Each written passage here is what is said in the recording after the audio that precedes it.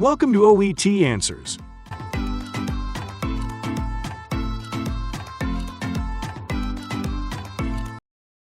Occupational English Test. OET Answers Practice Test, Listening Test. This test has 3 parts. In each part, you'll hear a number of different extracts. At the start of each extract, you'll hear this sound. You'll have time to read the questions before you hear each extract, and you'll hear each extract once only. Complete your answers as you listen. At the end of the test, you'll have 2 minutes to check your answers. Part A. In this part of the test, you'll hear 2 different extracts.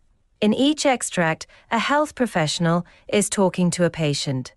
For questions 1 to 24, complete the notes with information you hear. Now, look at the notes for Extract 1. Extract 1. Questions 1 to 12.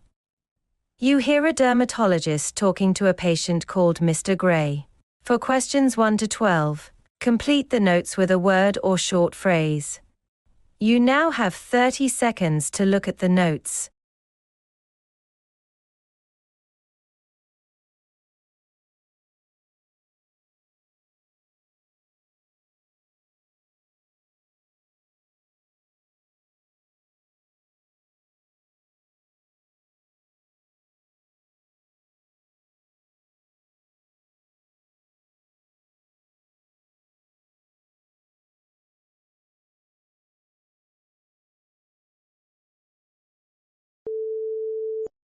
Hello, Mr. Gray. It's nice to meet you. I see that you've been referred by your GP for a recurring problem with ingrown hairs.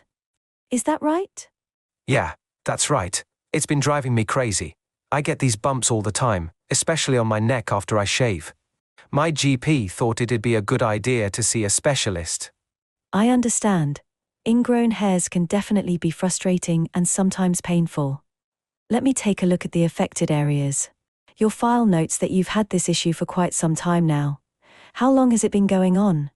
Oh, for years. I'd say it started about 5 or 6 years ago, maybe even longer. I always thought it was just part of shaving, but now it's getting worse. And you mentioned it mainly happens after shaving. Have you noticed any changes recently, like more frequent ingrown hairs or irritation that lasts longer? Yeah, actually. It used to just be 1 or 2 bumps here and there, but lately, I've been getting more of them. And the area around the bumps sometimes gets red and sore. That's a common issue with ingrown hairs. It happens when the hair curls back into the skin instead of growing out properly. This can cause inflammation, irritation, and sometimes even infection, especially in areas like the neck where the skin is more sensitive. Have you tried anything to prevent or treat them? I've tried all sorts of stuff. Different razors, shaving creams, even some creams my GP gave me. But nothing really seems to stop it. It sounds like you've tried quite a few things. Unfortunately, ingrown hairs can be persistent, especially if your hair type is more prone to curling. One of the first steps is to adjust your shaving routine. Do you shave every day, or is it less frequent? I usually shave every other day. I've tried going longer between shaves, but then I just get a beard, and that's not really an option for work. Understood. Since shaving is a necessity, there are a few strategies we can try to reduce the risk of ingrown hairs. First, let's talk about your shaving technique. I recommend shaving in the direction of hair growth rather than against it. I know shaving against the grain can give a closer shave, but it also increases the risk of ingrown hairs. Do you currently shave with or against the grain? I've been shaving against the grain because it feels smoother, but I guess that's part of the problem. Exactly. Shaving against the grain can cause the hair to be cut too short, making it easier for the sharp edge to curl back into the skin. Also, try using a single blade razor instead of a multi-blade one. Multi-blade razors can pull the hair below the skin's surface, increasing the chance of it getting trapped. Okay, that makes sense. I'll give that a shot. Anything else I should try? Yes, exfoliation can also help. By gently exfoliating the skin, you can remove dead skin cells and reduce the likelihood of hairs becoming trapped under the surface. You can use a mild exfoliating scrub or a washcloth a couple of times a week. But be careful not to overdo it, as too much exfoliation can irritate the skin further. I've heard about exfoliating but never really tried it seriously. I'll start with that. What about the bumps I already have? Should I be doing something to treat them? For the bumps you currently have, you can apply warm compresses to soften the skin and encourage the hair to emerge naturally. If the area is very inflamed, over-the-counter creams with salicylic acid or glycolic acid can help reduce inflammation and promote exfoliation.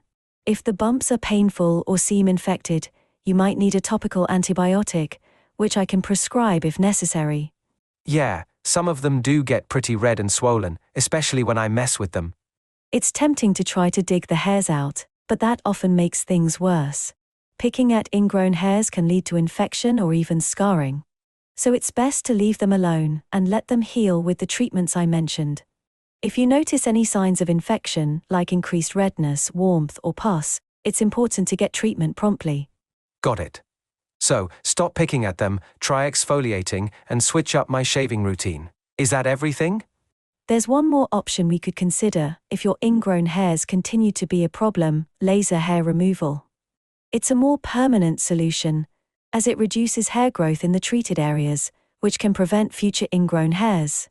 It's especially effective for people who experience chronic issues like you do. I've heard of laser hair removal but never thought it would be an option for me. Would I need a lot of treatments? It usually requires several sessions for the best results, but after a series of treatments, the hair growth is significantly reduced or eliminated. We could discuss that in more detail if it's something you're interested in pursuing long-term. I'll definitely think about it. For now, I'll try the shaving tips and exfoliation. Hopefully that helps. I think you'll see some improvement with those changes. Let's schedule a follow-up in a few months to see how you're doing, and if needed, we can explore further options like the laser treatment. In the meantime, feel free to reach out if you have any concerns.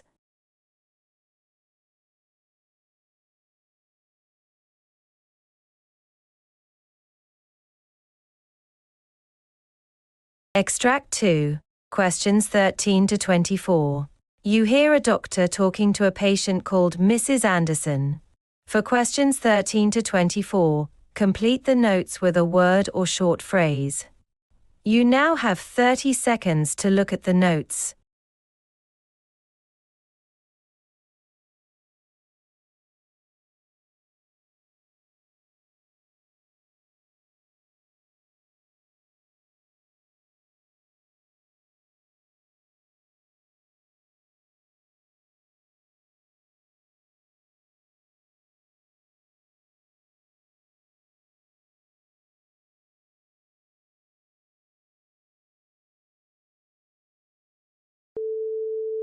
Hello, Mrs. Anderson. It's nice to see you again. Hello, doctor. It's nice to see you too. So, today we have a routine appointment. How have things been going for you recently? Not too great, to be honest. I'm sorry to hear that. Are you experiencing any issues related to your epilepsy? If I recall, you were diagnosed with absence seizures about 5 years ago, correct? Yes, that's right. I've been managing it with medication, but recently, I've noticed some changes. Oh, I see. Can you tell me more about what you've been experiencing? Lately, I've been having these strange episodes where I just sort of zone out for a few seconds, and I don't even realize it's happening until afterward. It's starting to happen more frequently, and I'm worried. It sounds like those might be absence seizures, which are quite common in people with epilepsy. How often have these episodes been occurring? Maybe 5 or 6 times a day now.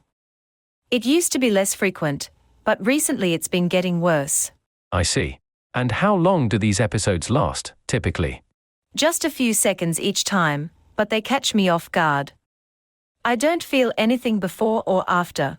I just lose track of time for a moment.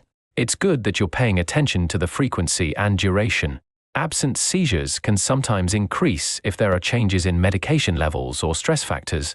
Have you noticed any changes in your lifestyle recently that could be contributing to this? I haven't changed much, but I've been feeling more stressed with work, and my sleep schedule has been a bit off lately. Stress and lack of sleep can definitely be triggers for seizures. We'll need to review your medication and make sure it's still at the correct dosage. It's possible that some adjustments might help reduce these episodes. Okay. Do you think I might need to change my medication? It's possible, but we'll take a closer look before making any decisions.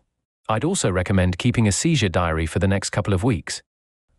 You can note down when the episodes happen, how long they last, and any activities or feelings leading up to them. That can help us better understand the pattern. I can do that. It'll be helpful to see if there's a pattern. Exactly. Now, in terms of managing these episodes, it might also be helpful to talk to a neurologist. I can refer you to a specialist who can assess your current treatment plan and explore whether there are other options, like changing your medication or trying other therapies, such as vagus nerve stimulation.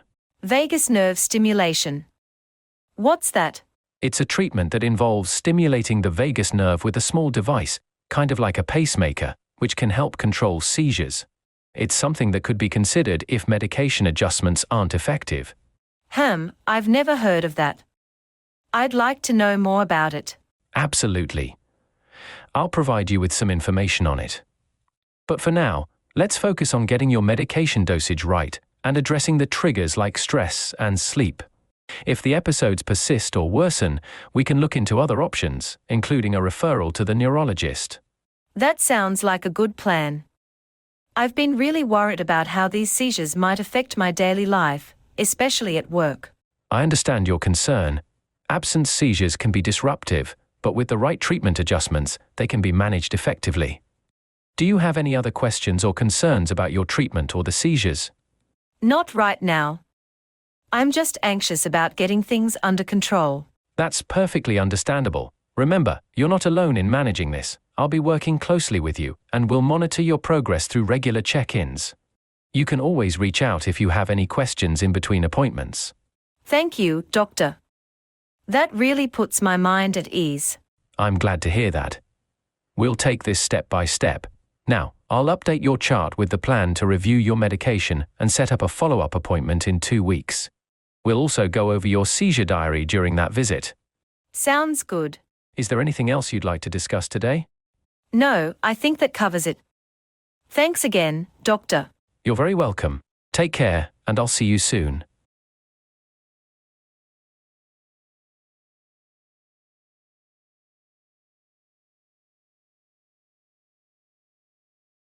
That is the end of Part A. Now look at Part B.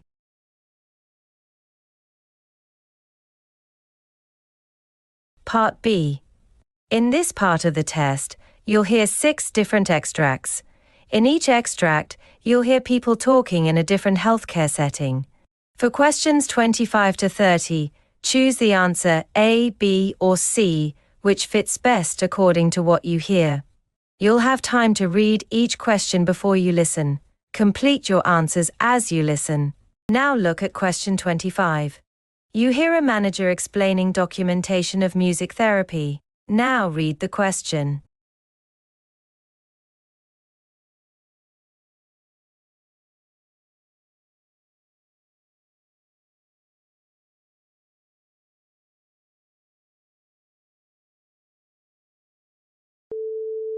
Yes, in the back. You had a question?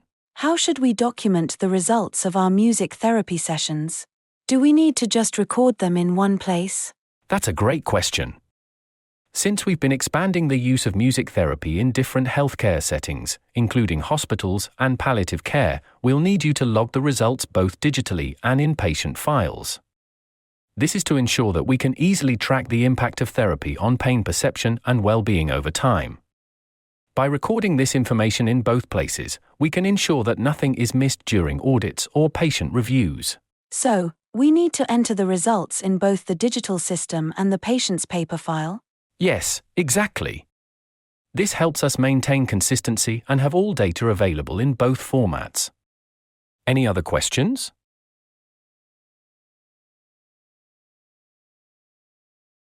Now look at question 26. You hear a medical professional explaining about vaccination.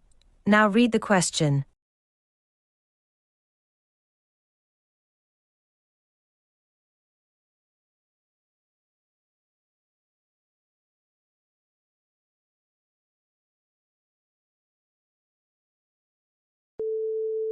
understand, as they highlight specific challenges faced by certain populations when it comes to accessing vaccines. For example, individuals in rural areas may have limited access to healthcare facilities, leading to lower vaccination rates compared to those in urban settings. Similarly, some ethnic groups may have historical mistrust in medical institutions, causing vaccine hesitancy. Age is another important factor. Older adults may have higher vaccination rates due to targeted health campaigns, while younger populations may be more skeptical or have lower perceived risk. Understanding these demographic factors allows healthcare providers to create targeted strategies to improve vaccination rates. For example, mobile clinics might be used to reach rural areas, or culturally tailored public health messages could address concerns specific to ethnic communities. The ultimate goal is to reduce these disparities and ensure equitable access to vaccination for all.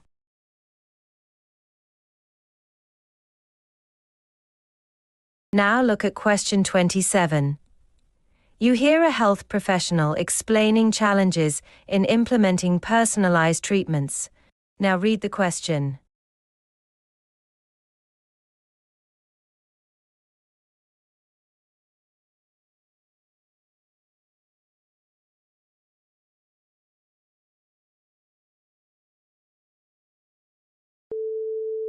So next on the agenda is the discussion around challenges in implementing personalized treatments in healthcare. James, could you provide us with an update on this issue? Well, as you're all aware, precision medicine has the potential to revolutionize healthcare. It involves tailoring treatments to an individual's genetic profile, lifestyle, and environment. And we've made significant advancements in areas like genomics and pharmacogenomics. However, we've encountered a problem. Although we've developed effective targeted therapies, there's been a delay in integrating genetic testing into standard clinical practice due to a lack of funding for the necessary infrastructure. This has led to patients not receiving the appropriate personalized treatments in time, which is creating a bottleneck in the adoption of these approaches.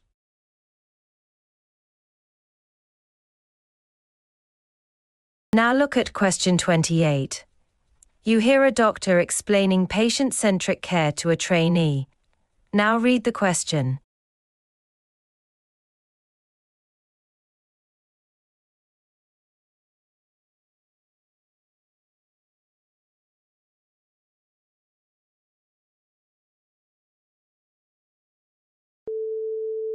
So let's talk about patient-centric pathways in orthopedic care. What are the key considerations when deciding on a treatment plan? Well, first, we should focus on evidence-based approaches. That means looking into conservative treatments like physical therapy or medication before considering invasive interventions like surgery. Right. And why is it important to prioritize conservative treatments? It can reduce the risks associated with surgery and improve patient outcomes. It also gives the body time to heal naturally in some cases. Exactly. Now, how do payers and care teams play a role in this? Increasing cooperation among them is important for both better outcomes and affordability. It helps ensure patients receive the right care at the right time. Good. What's the final goal of using these patient-centric pathways? To improve patient outcomes while making care more affordable and effective.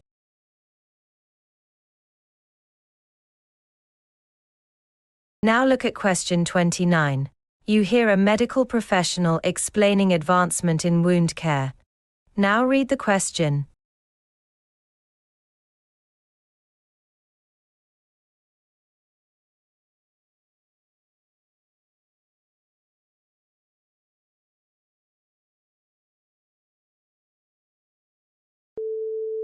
Thank you all for attending this important session. After carefully reviewing the latest advancements in wound care technology, the hospital has decided to take a progressive step by incorporating bioactive dressings into our standard treatment protocols.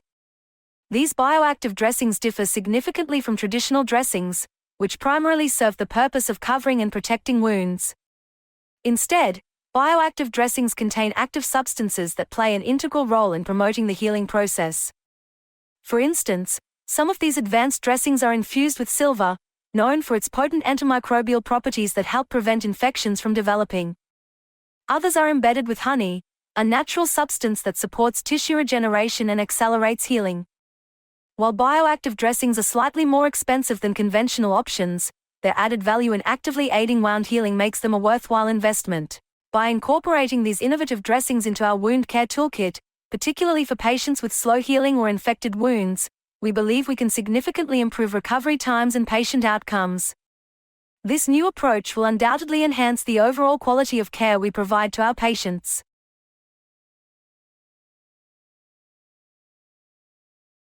Now look at question 30. You hear an anesthetist talking to a patient. Now read the question.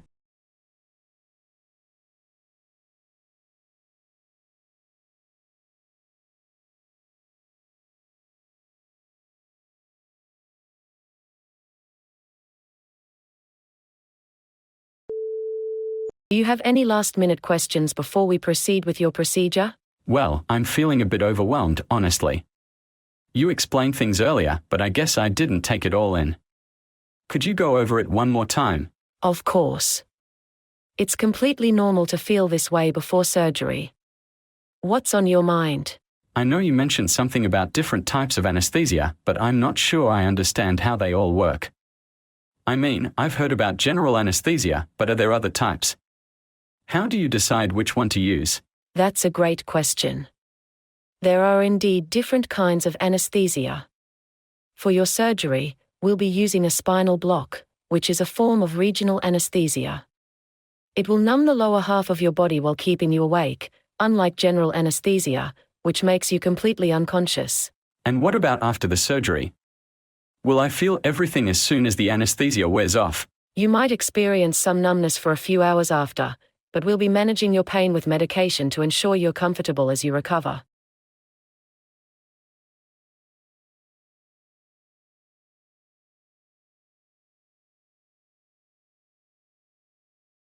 That is the end of Part B. Now look at Part C.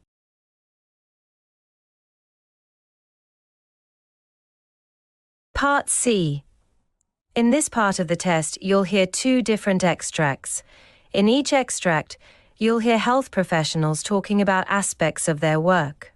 For question 31 to 42, choose the answer A, B, or C, which fits best according to what you hear. Complete your answers as you listen. Extract 1. Questions 31 to 36. You hear Dr. Emily Harrison giving a detailed presentation on heart attack. You now have 90 seconds to read questions.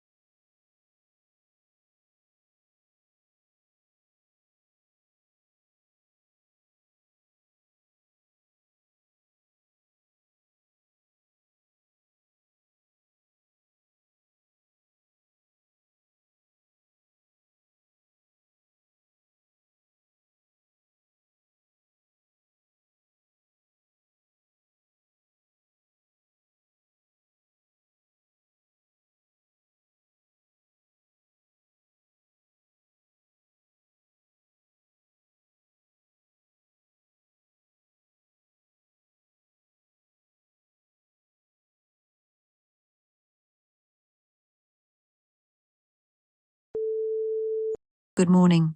My name's Dr. Emily Harrison, and today I'd like to talk to you about something that affects millions of people worldwide, heart attacks. It's a condition that's often misunderstood, but with proper awareness, we can improve both prevention and treatment. Now, let me start by saying that while many people believe heart attacks come on suddenly and without warning, the truth is often more complex. In fact, most heart attacks are the result of long-term issues like coronary artery disease, where the blood vessels supplying the heart become narrowed or blocked. Symptoms may build up over time, and some people even dismiss early warning signs as something minor, such as indigestion. Recently, I decided to explore heart attack cases more closely after one of my long-term patients experienced what she thought was just severe heartburn. It turned out to be much more serious. Fortunately, we were able to treat her in time, but it was a close call, and it highlighted to me the importance of recognizing the signs early. So, let's begin by looking at what happens during a heart attack. A typical heart attack occurs when a coronary artery becomes blocked, stopping blood flow to part of the heart muscle. Without oxygen, the heart muscle begins to die, and if the blockage isn't cleared quickly, the damage can be severe and irreversible. This is why it's crucial to act fast at the first sign of trouble. But the question is, what exactly are these signs? The classic symptoms of a heart attack include chest pain or discomfort, which may feel like pressure, squeezing, or fullness. This pain can radiate to the arms, neck, or back. Some patients may also experience shortness of breath, nausea, or lightheadedness. However, heart attack symptoms can vary, especially between men and women. For example, women are more likely to have atypical symptoms like fatigue, indigestion, or even pain in the jaw or shoulders, which makes it harder to diagnose in the early stages. To illustrate how heart attack symptoms can be misunderstood, let's look at a common situation. Imagine a middle-aged man who has been experiencing mild chest discomfort for a few days. He brushes it off as stress or a muscle strain from exercise. One evening, the pain worsens, but instead of seeking medical help, he decides to rest. By the time he reaches the hospital the next morning, a significant amount of damage has already been done to his heart muscle. Had he recognized the seriousness of his symptoms earlier, the outcome could have been much better. A delayed response is one of the biggest challenges in treating heart attacks effectively.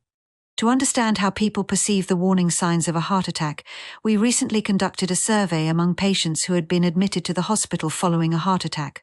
The questions were designed to assess their knowledge of the symptoms, how they responded to those symptoms, and whether they sought immediate help or delayed action. We also asked about their general health habits and lifestyle to see if there were any patterns. The survey revealed some concerning trends. Many patients admitted to ignoring early symptoms or confusing them with less serious conditions like indigestion or anxiety. The survey also showed that there was a lack of awareness about the differences in heart attack symptoms between men and women. Most patients expected severe chest pain, but many women in particular were surprised to learn that their symptoms could be less typical. One interesting finding from the survey was that people who had a history of heart disease in their family were more likely to take action quickly when symptoms appeared. This suggests that awareness of personal risk factors plays a big role in how someone responds to a potential heart attack. Once we analyzed the survey results, a clear pattern emerged regarding the importance of early intervention. Those who sought help within the first hour of experiencing symptoms generally had better outcomes and shorter recovery times. On the other hand, patients who waited longer tended to experience more complications and longer hospital stays. The findings are clear. The sooner a heart attack is recognized and treated, the better the chances of survival.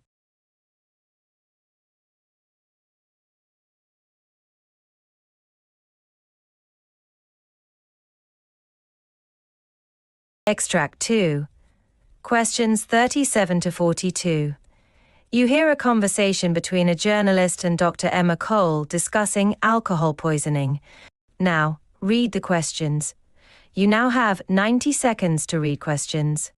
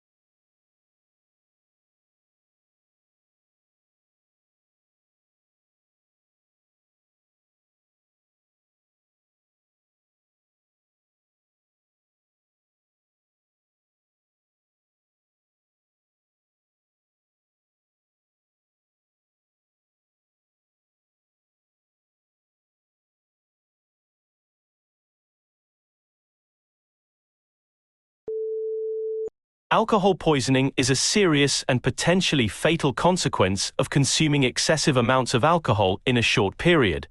Dr. Emma Cole, who has been leading research into alcohol-related health issues, joins us to discuss this. Emma, what can you tell us about the initial signs of alcohol poisoning?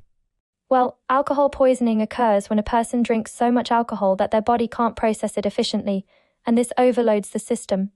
Initially, people might appear heavily intoxicated, slurring words, losing coordination, or feeling disoriented. However, as the alcohol concentration in their blood increases, they may experience more dangerous symptoms like vomiting, seizures, or unconsciousness. One of the most concerning issues is that alcohol can suppress the body's gag reflex, making it hard for someone to clear their airway if they vomit, which increases the risk of choking. So, it's clear that alcohol poisoning is very dangerous. Are there particular groups of people who are more at risk than others? Definitely. While anyone who consumes large quantities of alcohol in a short time can experience alcohol poisoning, certain groups are at higher risk. Adolescents and young adults, particularly those who engage in binge drinking, are often most affected. This is often due to peer pressure and social situations that encourage excessive drinking.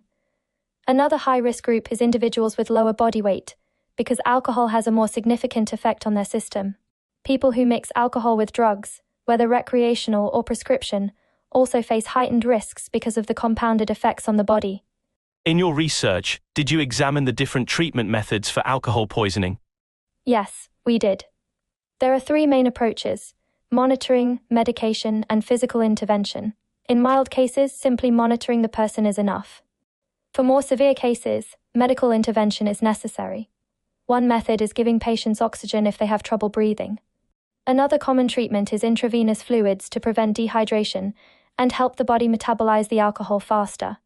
We also looked at gastric lavage, which is often used in extreme cases. This involves pumping the stomach to remove unabsorbed alcohol, but is only done when necessary due to its invasive nature. Was there a particular treatment method that stood out in terms of effectiveness? The effectiveness of treatment depends on how early intervention occurs. Oxygen and intravenous fluids are quite effective when the condition is caught early, as they support the body's ability to process the alcohol. Gastric lavage, while invasive, can be life-saving but is only used when other treatments aren't working or when alcohol poisoning is extremely severe.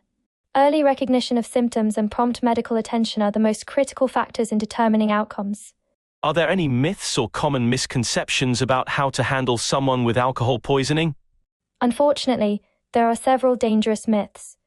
One of the most common misconceptions is that a person should be left to sleep it off. People think that alcohol poisoning is just extreme drunkenness and that the person will eventually recover with rest, but this is dangerous. The person may lose consciousness or stop breathing while sleeping. Another common myth is that drinking coffee or taking a cold shower can help sober a person up. Neither of these has any real impact on the alcohol already in the bloodstream, and can sometimes make things worse. The best approach is to get medical help as soon as possible. Let's talk about prevention. What advice would you give to people to avoid alcohol poisoning?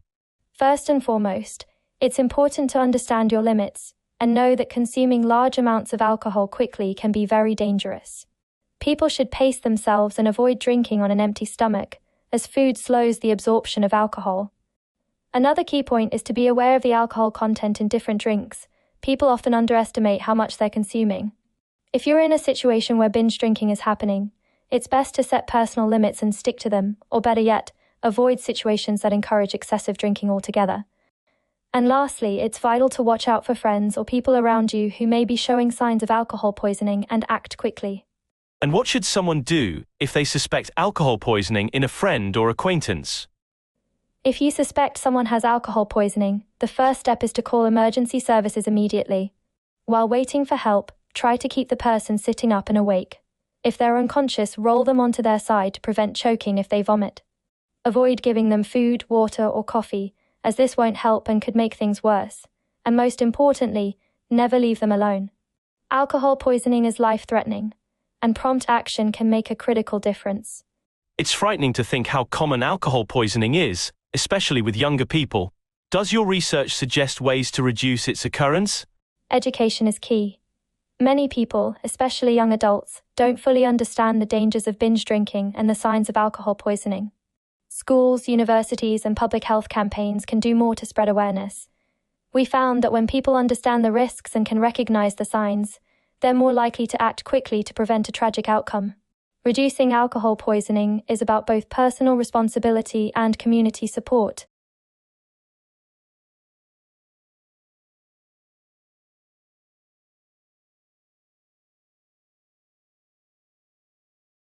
That is the end of Part C. You now have 2 minutes to check your answers.